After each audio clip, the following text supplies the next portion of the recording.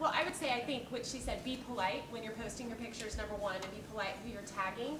But another thing, you, as a conscientious adult, really needs to make it a point to not be in those. And my husband and I, we love to go out. We went to Spain, running up the bulls. I mean, you know, whatever. I can totally attest that she likes to party. Lots of fun. But with that being said, you know, there's a rule: no camera after 9. Like, period. The end. Like, you see a camera, run. If that's something that you're concerned about,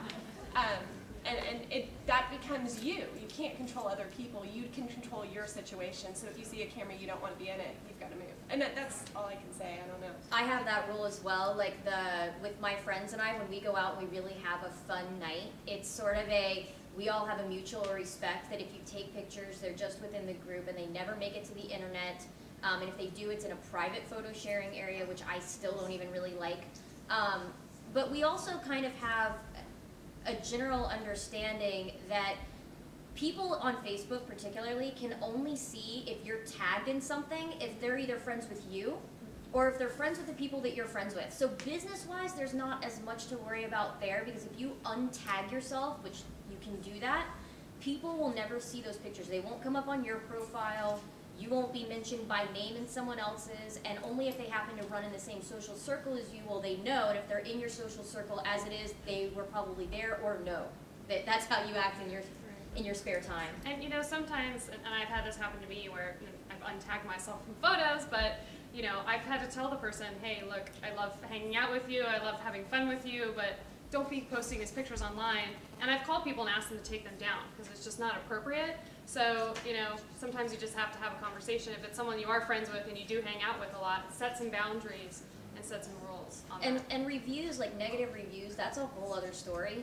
Because you have to look at, well, determine the source, right? Are there 20 positive reviews and then 1 negative review because somebody caught you on a bad day, or because this person was just going to write something bad no matter what happened?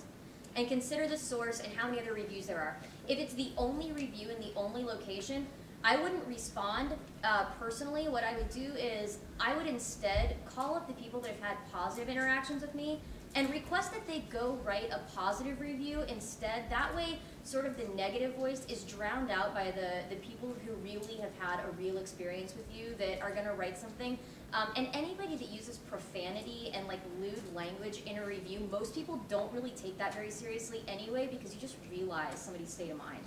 One thing about reviews, and I think this is super important, and one of you guys mentioned Yelp, I believe, it's okay to ask, just like it's okay to ask for referrals. So at the end of every transaction, we send a survey to our clients. How did we do? And at the end, it's a live, you know, and we do ours through Constant Contact, but at the very end, we have a link that said, if you loved our service, rave about us. And it has a link that then takes them directly to where they can post on Yelp, they can post, you know, on LinkedIn and all those different places.